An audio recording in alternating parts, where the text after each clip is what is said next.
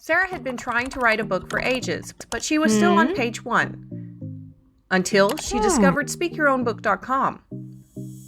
Sarah teamed up with one of our trained writing coaches, who listened to Sarah's book idea, asked the right questions, and guided Sarah every step of the way. In 90 minutes, they had written the outline for Sarah's entire book. Within weeks, using the speak writing method, Sarah became a published author, both online and in print.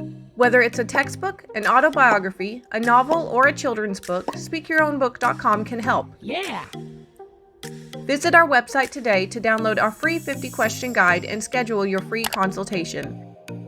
With Speak Writing, anyone can publish a book. Speak your own book today. You speak, we write.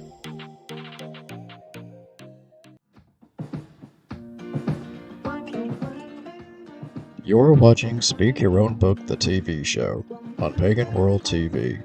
Please welcome your host, Krys Copeland, head writing coach and co-founder of Speak Your Own Book. Hi, my name is Krys Copeland. I'm with Speak Your Own Book, and today on the Speak Your Own Book talk show, we have our very first Speak Your Own Book speak writer, and that's Reverend Don Lewis. He was the original client that we had for Speak Your Own Book, and kind of the idea for Speak Your Own Book came out of our collaboration. So welcome, Don Lewis. Thank you so much for joining us. Thank you. I'm very happy to be here. And so let's just kind of dive into it. Before we get into your actual book, I'd like to start with a little bit of background information. I know there's a lot of Correllians that are watching Pagan World TV, and as a Correllian myself, I often find myself diving into the little tidbits of information we can find throughout the books about the way Lady Orpheus has continued the spiritual path that she began, and how her descendants have continued the spiritual path. So early on, I know that you were connected to the Correll family as a nephew. Is that correct? No, actually, I am Orpheus Caroline's great-grandson. Great-grandson. Okay. So can you tell me how that the spiritual upbringing was for you, growing up in, a household that celebrated Wicca and celebrated witchcraft? Well, the first thing I should probably explain is that I was raised with it. Not exactly in it the way that people in more mainstream religions are, and yet at the same time, sort of. But the thing that was most important in the family was the ancestors. There were ancestor altars. We regularly talked to the ancestors. They were very much a part of everyday life. We did observe the seasons, but I did not attend any rituals until I was older. And so I can't really speak to what they would have been like when I was, say, 5 or 6 years old. I was not going at that point. By the time I was 10, give or take a few months, I can say that the rituals we were doing were not unlike other rituals and other traditions, to the best of my knowledge. A little bit more emphasis on the ancestors at that time. We were very big on ancestors. But in terms of attitudes and beliefs, it was very different. My family were very accepting of pretty much all different ethnicities and lifestyles, at least that they were in contact with, and very much against different forms of prejudice that were and are an issue in the world. One of the photos I have of my mother shows her kicking a whites only sign down. She and my father had gone to a park that they both had wanted to see, not realizing it was segregated.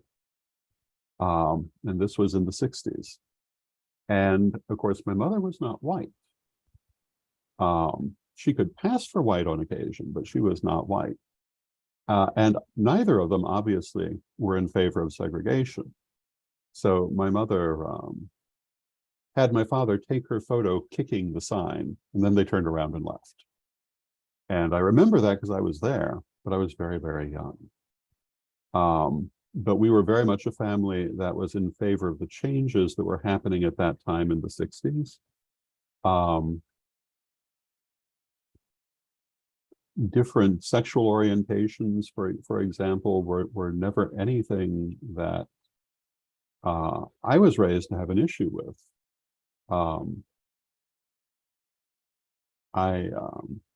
Many people in the family had various different sexual orientations. My grandmother had a couple who were close friends who were lesbian, and nobody thought anything of it. I was rather surprised when I found out people did, but in my family they did not. That's not to say there were paragons of every virtue. Nobody is, but they were very much believers in acceptance, very much believers in what would come to be called ecology. I don't know that it was, but when I was very small, but the things that you would expect pagan people to be supporting. Yeah. And that's something that I wish I had also been raised with. Unfortunately, I was raised in the Southern Baptist Church, and you can see Very different. immediately the issues with that arise, especially when you're growing up queer in the Southern Baptist Church. So that was definitely a very different experience, although somewhat similar in the fact that my grandmother was also not white. She was mostly Cherokee. And but she married a white man, and she could like your mother, she could pass for white as well. But my grandfather was quite a segregationist, sadly, and later on in his life he began to reform from that. But it took me going to as his granddaughter, going into a school with people of color, and then bringing them home as my friends before he started changing his attitudes.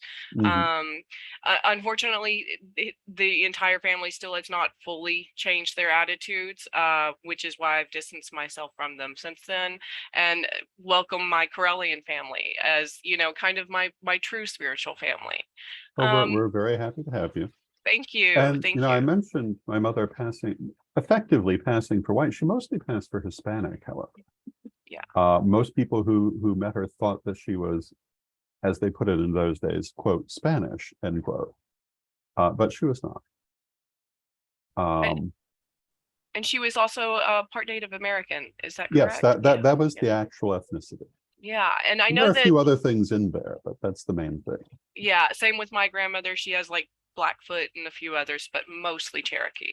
Yes, and that so was us as well. yeah, and I know that a lot of that's kind of what originally drew me to the Correllian tradition. As I think I was 17 when I found out about the tradition, and then when I was 18, I joined witch school and began my training. And that was back in 2002. And I was really looking for something different because I had grown up in something that was not what I wanted to be in life and not what I wanted to promote to the world.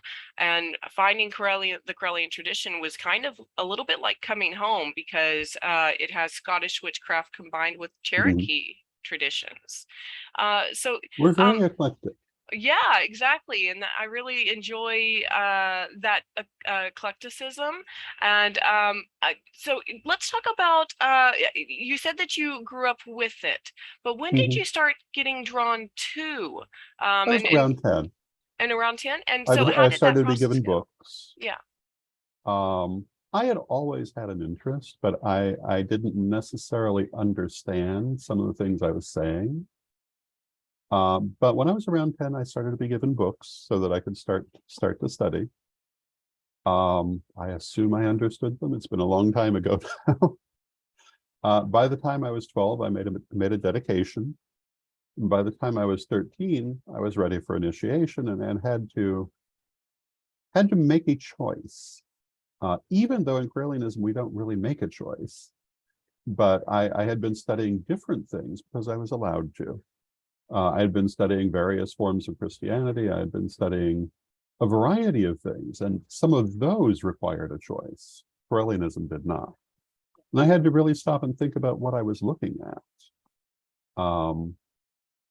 And in the end, there really wasn't any question where I was going to go. But I was very young. I was 13. And at Sovan of 1976, I had my first degree initiation. And it was conducted by Lady Crystal, who is still living. You know, one of the things you used to hear all the time about people from familial traditions is that they were initiated by a relative who is conveniently deceased. Well, Lady Crystal is not deceased, thank you, and nobody's ever asked her any questions, except people in the tradition. And in fact, the first 10 years that I was involved in the pagan press, my mother was still living, perfectly happy to answer any questions. And Lady Crystal still is to this day. When she's gone, I'll be the last one who can remember those days in the Correllian world. But so far, I'm not the only one. And I actually, as a Correllian who, you know, is not familially tied or blood tied to the tradition, find the history of the Correllian tradition absolutely fascinating. So anytime I find like a little detail about, you know, how the family tree is connected and things like that, it's always very fascinating to me. Maybe it's my own obsession with like knowing my own family's genealogy that kind of came over with when I joined the Correllian tradition. So thinking about that, do you at any point plan on perhaps writing a book about the history of the Correllian tradition? Well, interestingly enough, Edward and I have been talking about working with you to do exactly that. Oh, good. But several other things have to get done first. Yeah. I've been revising the degree books, and nothing else can happen until that's finished. But the next book, we were actually thinking that might be a very important book. And one of the reasons is the ethnic diversity of the family. The position that the women of the family found themselves in, which I had never really stopped to think about in the way that it was put to me. I knew that they had very intentionally chosen husbands who would move them forward in society. But I hadn't really thought of that as quite what it really is, which is in its own way rather tragic, that you have to do that to move forward in society. Now, many of them were quite happy with their husbands. They also understood the concept of divorce quite well. So I had 5 grandfathers, but that's beside the point. Although that was between both grandmothers. But many of the women in the family very intentionally married the whitest men they could find, for want of a better way to put it, which gave their children an advantage that they had not had. And this has a bit to do with why their particular belief system was able to go forward, because they did live on the outside of society. And, you know, if you look at other groups, you can see this also, that it's the people who were on the outside of that mainstream white Christian society who were able to preserve their beliefs in varying extents. And so on one hand, they were very fortunate. On the other hand, it imposed a lot of difficulties. One of the things I grew up being very much aware of was that the women in the family had all the money, because many of the men were not able to get decent jobs. There were some exceptions, but a lot of them really found themselves confined to very, very low wage work. And I always understood that to be an ethnic issue. There could be other things I don't know about. And I have to rely on what I was taught for things that happened before I was born, except where I can find actual records. But one of the things that's been interesting is that where I can find records, I've usually found that what I was taught was soft-soaped rather than hard-souled. And the records tend to say that more happened than I was actually told about. For example, as a child, I was told about my mother's great uncles being lynched. That is actually something I have verified through newspaper accounts. But there was a lot more to it than she ever said. And including the fact that it happened on more than one occasion. But There were other incidents that I was told by my mother or other members of the family that I was able to find in newspapers, and usually, if anything, the family was being modest about it. They were not making themselves overly colorful, which, considering how colorful they were, is saying something. But therefore, I assume that this is probably true for everything else they said. I see no reason not to think it. That's definitely a good conclusion to come to. I'm sorry, go ahead and continue. Well, I was going to say one of the flies in the ointment is the word Wicca and how people define that. So what I've come to say is that we started using that word in the 1970s. Correllianism certainly predates that. Whether you want to consider it to be Wicca or something else is an entirely different question that I don't really care about at this point in life. We were what we were. Exactly. That's something I was, my partner, he was asking me about the Correllian tradition yesterday and how it got started. So that started off with, well, there's two different parts of it that we have to talk about, because there's the nativist side of it, and then there's the point at which Wicca was brought in. And so and I talked about how in the 1970s the word Wicca became popular, and and it tied very well in with Correllian beliefs. So it seemed to make sense to combine those together. And Wicca at that time, the term was coined not by Gerald Gardner but by Charles Cardell. And he meant it in a much broader sense for what we might call religious witchcraft, which I guess the family members felt they were practicing. And I was still a child when they started using that word, but I've been happy enough under the word.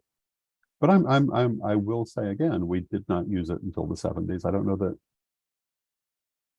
Certainly, no one in this country was using it before the 60s. But there were plenty of people in this country doing plenty of things.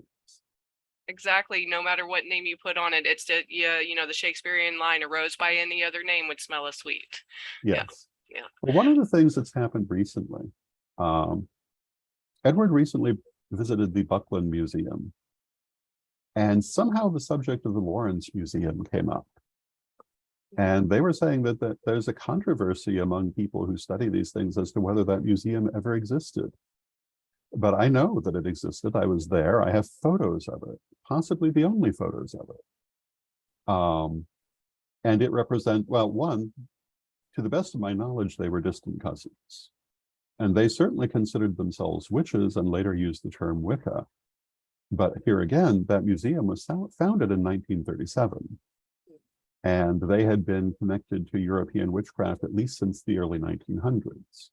I think about 1898, because the progenitor of the family, Lydia Becket, had known Charles Leland at the end of his life and adopted his practices of the sort that were described in the Aradia, or the Gospel of the Witches. But you wouldn't know any of that happened in this country from a lot of the histories that are being written. But they were there. They're attested by local newspapers, and as to whether they existed, I have photos. They definitely did. But a lot of things get written out of histories unless someone steps in to write them. Yeah, exactly right. And I think that's why it's really important to preserve whatever culture, whatever tradition, whatever history we can, because oftentimes people will forget, or it'll get changed over time, and a lot of the original meaning gets lost. Yes. And we see that with native traditions all over the world, losing our cultures.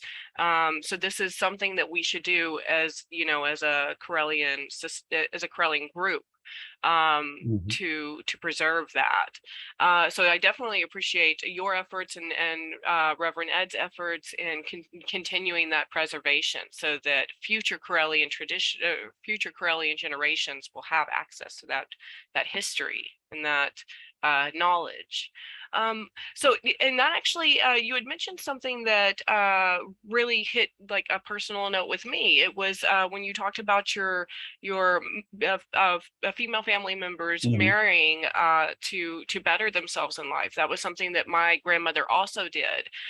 She was 17 when she married my 34-year-old grandfather, and she did so because he made good money and he could get her out of poverty. She was a from a family of tenant farmers, and my grandfather was the first person in our family to own land under the the new traditional sense, or the new legal sense of owning land.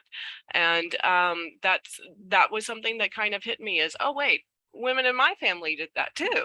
And while I kind of, after having had a couple of failed marriages, have kind of pushed off the term marriage as well, I do find that I can consider my partnerships not so much as sometimes they're based on love.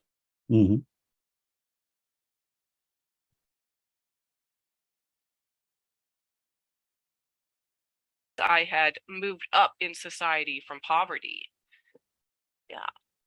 And so my next question for you, let's move on from your spiritual upbringing into the point where you start becoming a leader in the tradition, and eventually as a first priest. How did that go about?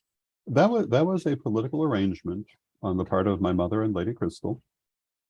My mother agreed to pass the office of first priestess to Lady Crystal, but part of that deal was that I had to be the first priest. My mother had been the regent of the tradition for 13 years, actually. And she felt, I think it came down to Lady Crystal had more time and energy and was significantly younger. And my mother remained a prominent elder of the tradition until the end of her life. But it was 1979. They decided to pass the leadership. They had been attempting to reinvigorate the tradition for some time. And my mother and her cousin Gloria were primarily the ones doing that. Gloria was Crystal's mother. And Crystal had become, for one better way to put it, a dynamic young leader. And they decided to put her forward and foremost. But because there were two branches of the family, my mother wanted to make sure that our branch remained in that leadership. So it was a two-for deal. And there were other things involved also that have to do with our attitude toward the ancestors and the idea of conscious incarnation, and a belief that I had come for that role in life. Some of the reasons they believed that included divination and talking to the ancestors, but also the fact that for someone of that age, I had a great deal of aptitude. And if you look at conscious incarnations, you see that they are well ahead of their years. But that was 1979, and for the next 10 years, I primarily was focused on the pagan press. I did lots of writing, lots of artwork. My mother created her book, which I did the artwork for and also published. And I kind of learned about the outside pagan world during those years, or I thought that I did. But the world I thought I knew is not quite what I found in the succeeding decade, because everyone I met during that time were, for one better way to put it, positive, friendly people who were wanting to build a stronger community. And as I moved out of the pagan press and more into the physical pagan community, I found a lot of infighting that I did not expect. And it's probably just as well I had not seen it earlier. And that partly has to do with the emergence of the identity wars, but also the fact that some of the major communities that had this going on all along, it just didn't show. I always wondered why, when I was doing, for example, the Roundtable magazine, I had subscribers across the country, but not in, for example, Chicago. I found out when I got to Chicago that it was a very inward-looking community that was very, very, very political in its way. A lot of good things there, and I'm not saying otherwise, but there was also that aspect of infighting, which tore a lot of communities apart. I now live in Jacksonville, and I understand that before I got here, there was a lot of infighting tearing the community apart. By the time I got here, it was rebuilding itself, and I don't really see that now. And Chicago and other communities that were torn apart by infighting might not have that now either, which is wonderful. But in Chicago, I got to cut my teeth on pagan politics in a way that I never had before. I knew very prominent people. Pete Pathfinder was a close friend and mentor. Paul Bayerl was a close friend and mentor. Gray Cat was a close friend and mentor, all tradition heads. Donna Lyon-Rose, who was a prominent poet of that era, was a very close friend. And I learned a lot politically from them, but not about this infighting business. And I know that at least some of them experienced it, but we just didn't discuss it, I guess, or I didn't realize what I was hearing. I do remember Pete telling me some things that obviously spoke to that, but I didn't understand. I thought it was isolated. So if you read my books, for example, you'll find that I talk a lot about why we must not do that as a community. It's very destructive. We need to focus on our commonalities, not our differences. We need to try to pull together, or we're going to have nothing but ashes. If you burn your own house down, you have nothing but ashes. And I don't think I realized when I became first priest at that very early age, the degree to which it was a political office. I was very focused on the spirituality. I can't say I had no knowledge of that, but I didn't really understand it. And I don't think I really understood that until the 90s, because I had not encountered it. Where I grew up and where I lived, there were plenty of pagans. You'll hear people insist that there weren't, but there were. But when they met each other, they were so happy to meet another pagan that infighting was the last thing they were thinking about. I used to work, for example, for a psychic circuit in central Illinois called B&H Psychic Fairs. Later, I worked for J&M Psychic Fairs in northern Illinois, but the one in central Illinois was heavily spiritualist in its origins, but there were lots of pagans involved. And this was the early 1980s. And, to hear some people, there shouldn't have been any pagans in central Illinois, but there were plenty of us there. That history just is not true. We were there. And it was very rare that that infighting occurred, if at all. So I was a little surprised to find that could be such a major theme in some other communities. Yeah, I actually am curious.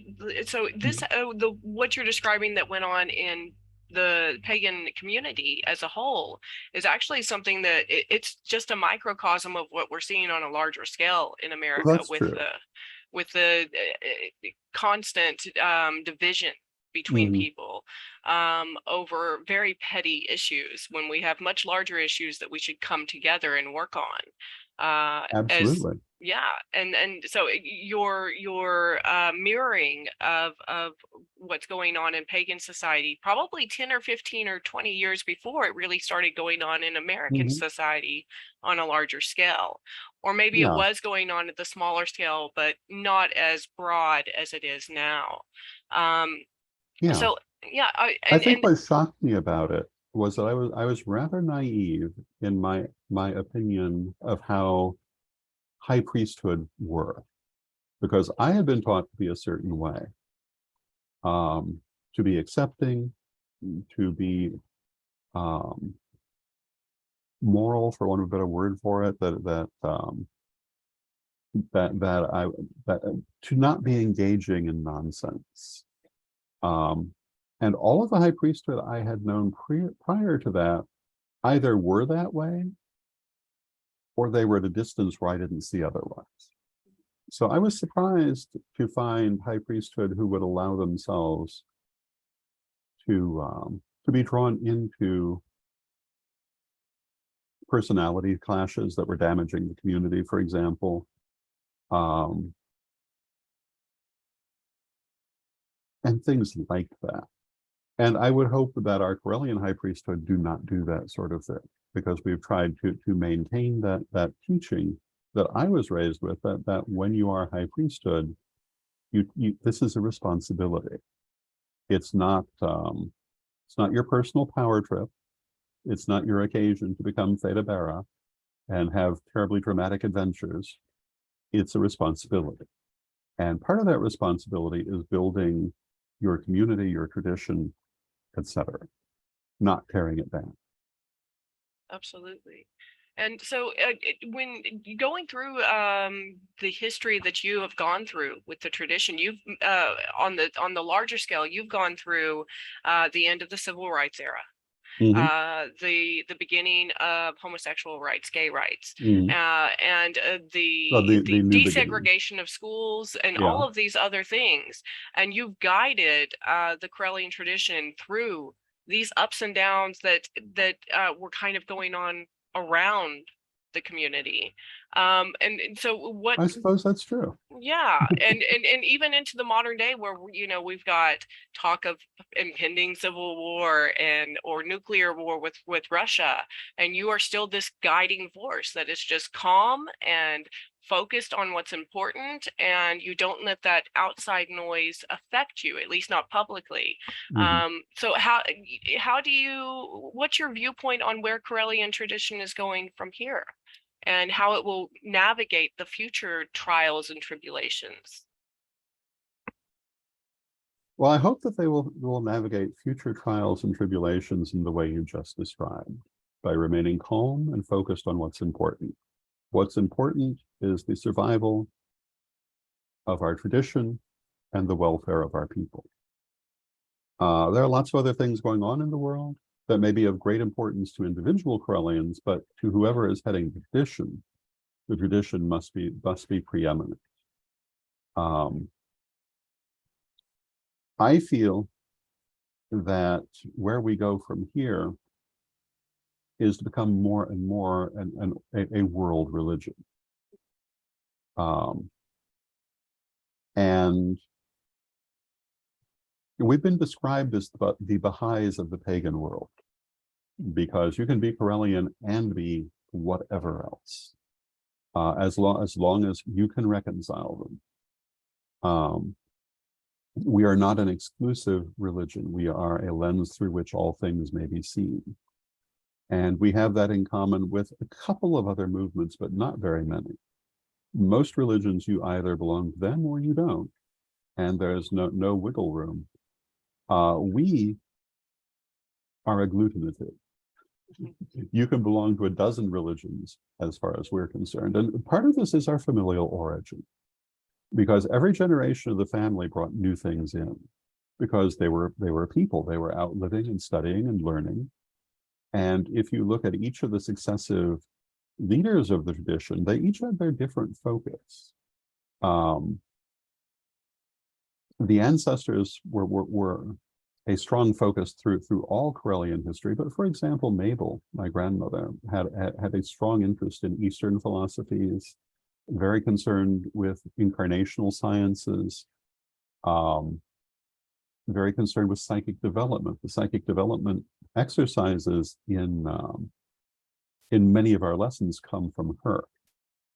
Lady Crystal was very interested in things like the Seth books, multidimensionality, and so forth. A lot of our ideas have been influenced by her in that way.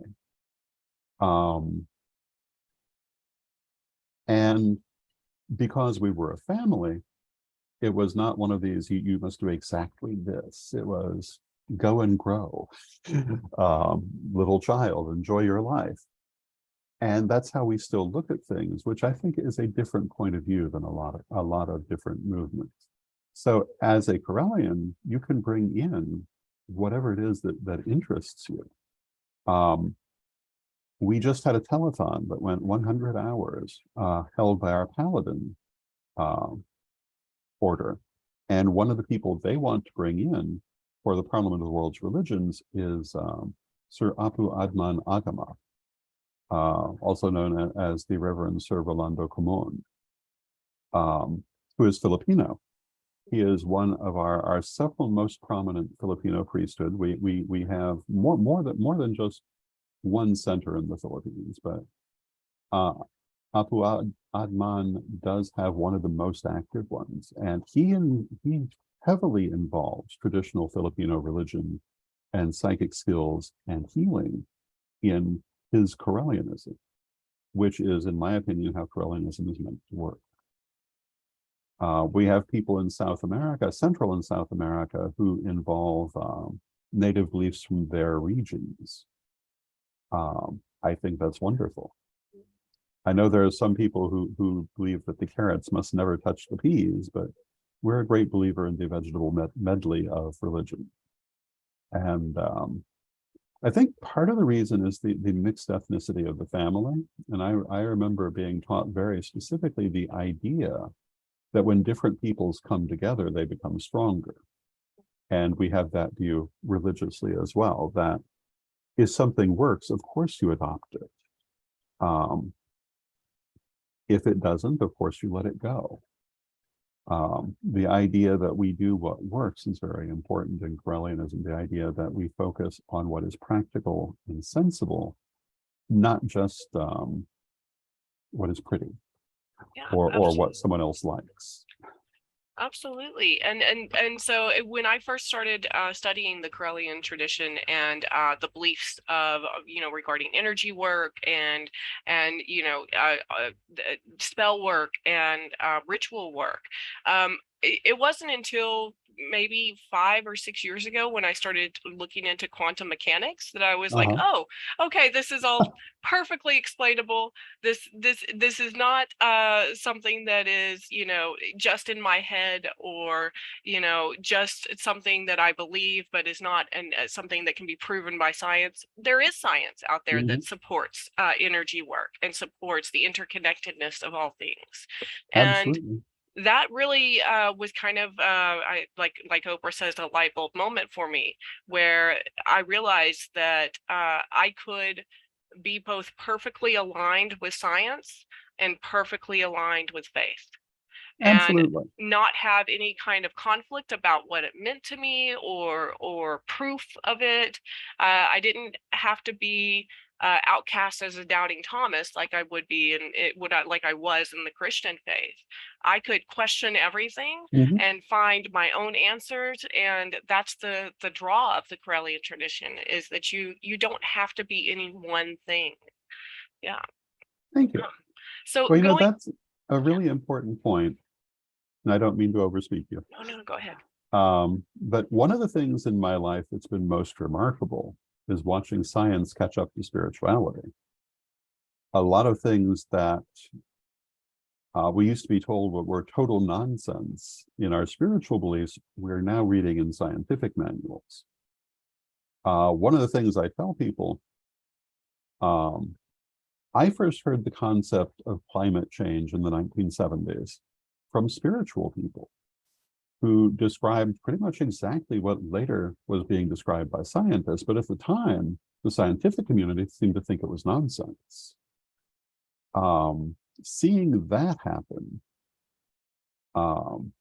both really catches my attention, that now the scientists are saying what the witches used to say. And also it reminds me of what they said was finally going to happen, which is that in the end, everything would restabilize. And so, although sometimes, the outlook for the planet looks dark, I have to remember the first people who told me about this, who turned out to be right, also said that a way would be found. Which doesn't mean we don't need to do the things we need to do, but it does mean that I do not anticipate the end of global ecology. I anticipate the change of global ecology. Yeah, that's something that we're actually preparing for as part of my other projects with Rhiannon Farms. It's going to eventually be Rhiannon Sanctuary, and that will be based in Kenya. And like you were talking about with, the Reverend in the Philippines who has made this amazing community, the community in Jacksonville, Florida. There's communities that are popping up all over the world, intentional communities that can have the ability to ride out climate change. And I think it's really important for Correllians to start thinking about those, because this is not something that's going to happen in 50 years. This is happening right now. Yes, and it is. as you've recently experienced in Florida yourself, we need to make preparations for these changes that are already happening. And the Correllian tradition is a huge factor in helping humanity continue survival past this climate change. It's not an end, it's just a change. Yeah. And I certainly, I both hope and believe that we will play such a role. One of the things that's been most remarkable is that the things that have happened with the tradition were predicted by the ancestors when I was a teenager. They talked about us being a worldwide religion. They talked about how we were going to influence the world, which made no sense in 1978. But they nonetheless did talk about it. And some of that continues to exist in writing, I believe, in Lady Crystal's records. If I can get her to let go of them long enough to publish them one day, hopefully we will. Some of them I have, but it leads me to believe that we have nowhere to go but up in terms of what is waiting for us, and that we are here for a very important reason. We talk about it in terms of being the midwives of the new age. Now, I guess the governesses of the new age, or the nannies. But I think that our spiritual teachings are going to play an important role in things to come. And some of those may not even be formulated yet. There may be things that will come that have not yet. But one of them, and I don't know that we have a full handle on this yet, is the idea that the internet is a physicalization of the astral. And if we can get a good handle on that is a huge thing in terms of how we use it and in terms of our spirituality. Because obviously the internet as we know it is developing rapidly. And I fully believe that it will be almost indistinguishable from our pre-existing astral experiences not too far in the future.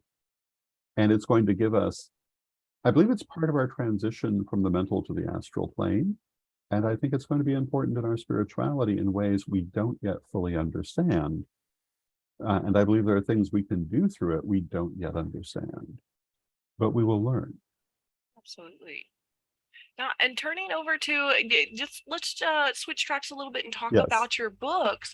I'm very curious as to how because I cannot even say the speak your own book idea came from me. It is your idea that you had developed from your vlogs. Do you call it? I noticed online you call them vlogs. Is that correct?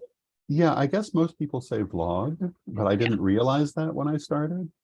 And I find that very easy to confuse blog and vlog. Yeah. So I say vlog. I prefer vlog too. It sounds I can understand it better when I hear it. Yeah, for sure. Yeah, that's my thought. Yeah. And I did the vlog for 10 years steadily. Now it's kind of an occasional thing because I'm busier in some ways now than I was during those 10 years. Doing a daily vlog has not been possible for a long time. But for many years, it was a daily thing that I did. And then it started to drop down to 6 days a week and then 5 days a week. But there was a huge volume of material that we did. And although it started out to be follow me in my daily life is boring. And so instead we started taking viewers' questions. And I guess my daily life actually isn't all that boring, but it's boring to me. I don't, when I stop and think about it, it's that it's familiar to me, not boring, but familiar. And I do suspect people would find it more interesting than I realized. But anyway, it was also impractical to do that as a daily video feature. So we started taking viewers' questions, and people asked the most amazing questions. There were questions about every aspect of spirituality, community, a lot about history, particularly spiritual history. They asked about extraterrestrials and cryptids and magic, and sometimes how to do certain things, sometimes can certain things be done. And I found myself sitting on all this material and thinking, you know, this would be a good book. I would buy this book. But how to get it from the video to the book was the question. And I tried transcribing it myself and discovered that was not an easy thing. No, it's a very tough career. Yeah. It is. Fun career, but tough. Yeah. But it was the desire to make that video into a book that was the idea. And you did a wonderful job with facilitating that for me. Currently, 2 of the 4 books are published. Reverend Don's Book of Questions #1 and Reverend Don's Book of Questions #2. #3 is somewhere in the future when I have time to put it all together. And then #4. And that will be 10 years of the best questions that were asked. And of course, this is also an idea that has relevance, not just to people like myself who have video that needs to be transcribed, but also those people who maybe feel they cannot write, which, you know, perhaps they could, but getting from here to there can be a thing. But if they can speak their book, a lot of people have a chance to create a book that puts their thoughts and their experiences and their teachings on paper, who could not have done it otherwise. One of the ones we've done is Medium 365 with Reverend Ravenwolf Greenwood, who actually came up with a great book. I hope to see more of them sell, because it is worth having. And, you know, I can't say that we agree on every single point of mediumship, but I wouldn't expect to, and that doesn't matter. And that's also a Correllian point. We don't have to agree on everything. Different people have different experiences. But the process of writing that book, Ravenwolf could never have done. Ravenwolf is a talker, not a writer. But Having an written a amazing number of talker. books, yes, indeed, an amazing talker. Having written a number of books, I know it's a very specific discipline. Yes. And to be a raconteur is a different thing. And someone like Ravenwolf needs that help to put their thoughts into book form. And you were able to do that. Yeah. And it came out as a beautiful book. Yeah, and I have to give a lot of credit to, or the majority of the credit to my team. They're an amazing team of writers and transcribers, most of them based out of Kenya. And they really helped me pull together and then figure out what this process was supposed to be like for, you know, the next generation of speak writers who didn't have a set of video or audio recordings already available. And but that idea that everyone, it's kind of like on Ratatouille where the guy says everyone can cook, anyone can cook. It's the same. Anyone can write a book because we're all natural storytellers. We've been telling stories since we were, you know, first able to speak, we started telling stories with our dolls and our animals, and we can still do that. We just have to tap into that childlike part of ourselves again and find that, Absolutely. yeah, find that storyteller voice. And so you've both written books the traditional way, the traditional method, and you've have published 2 and are planning on publishing 4 under the Speak Your Own Book method, plus hopefully potential future books, Yes. especially the Correllian Tradition historical book. I would love to be a part of that in any way I can. And what is the process? How is that different from traditional publishing versus the Speak Your Own Book method combined with self-publishing? Each one of them is very different. And I've done each one of them. I've worked with a publisher. I've worked as my publisher. I much prefer being my own publisher. But when you're writing a book in that more traditional way, there's a lot more. And in this specific example, there was a lot more forethought I had to do, whereas with the Book of Questions, your team did a lot of that forethought for me. What goes where, what goes with what, how to put it together, and all that I really had to do was put it in the final format for publication, because I wanted to put it in a particular size, and you have to work with the margins and all that good stuff. But compared to what is involved in just plain self-publishing a book, that's very little effort, really. Yeah. And it was very nice to have the team who have done that for me. And I think that particularly for someone without a background in writing, that would be invaluable. Yes.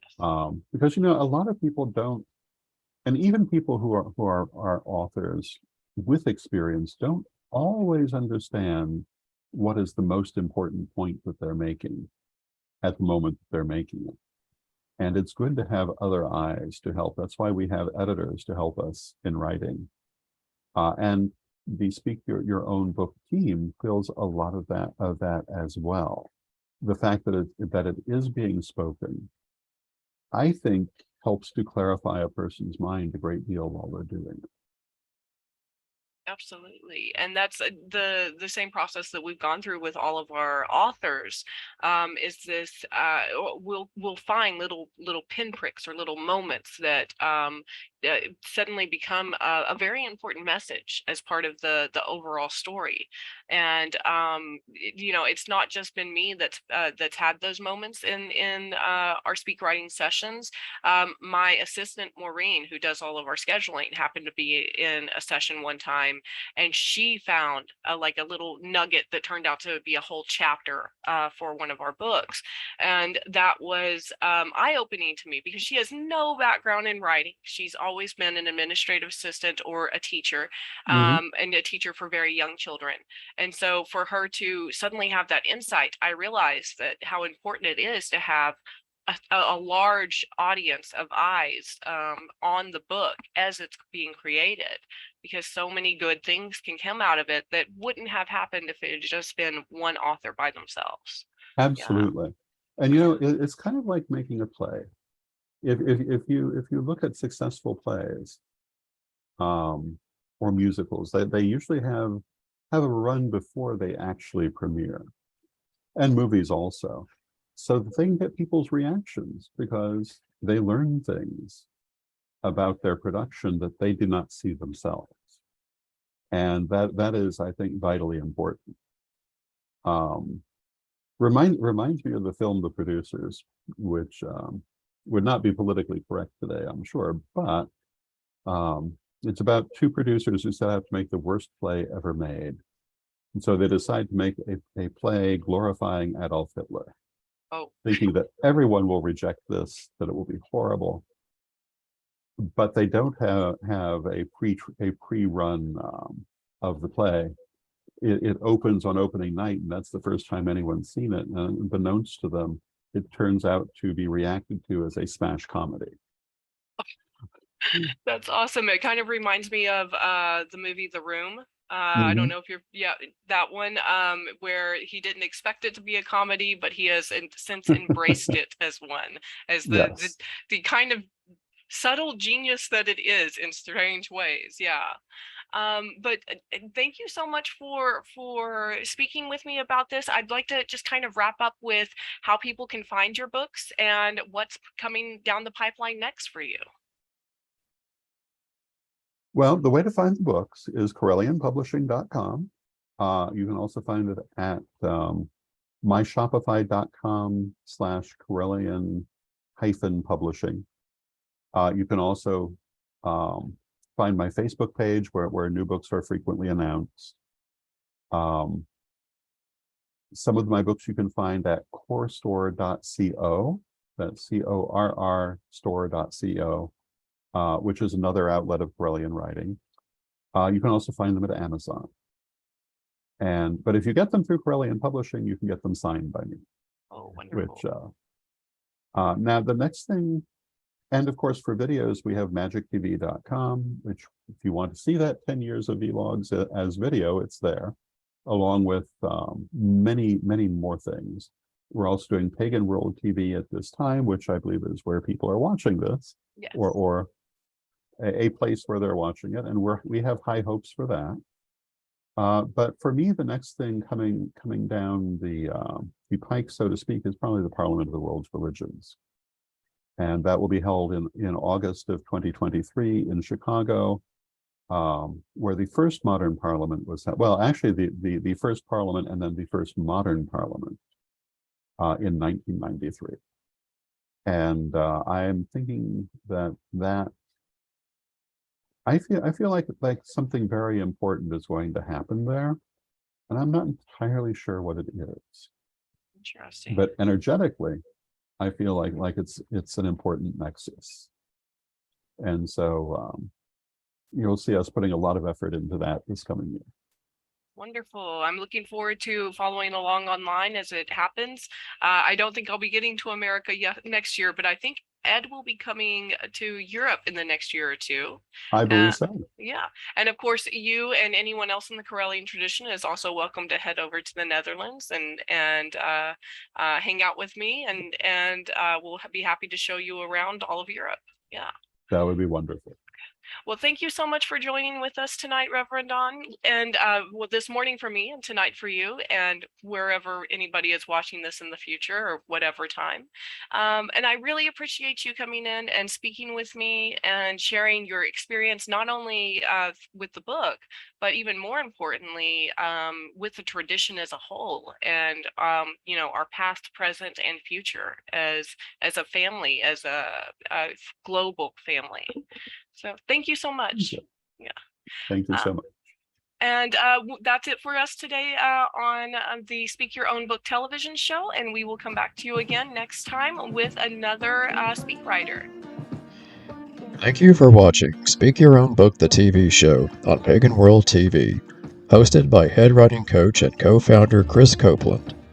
Please join us next time on Speak Your Own Book.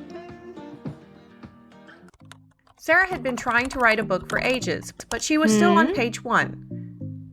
Until she discovered SpeakYourOwnBook.com. Sarah teamed up with one of our trained writing coaches, who listened to Sarah's book idea, asked the right questions, and guided Sarah every step of the way. In 90 minutes, they had written the outline for Sarah's entire book. Within weeks, using the speak writing method, Sarah became a published author, both online and in print. Whether it's a textbook, an autobiography, a novel, or a children's book, SpeakYourOwnBook.com can help. Yeah! Visit our website today to download our free 50-question guide and schedule your free consultation. With Speak Writing, anyone can publish a book. Speak your own book today. You speak, we write.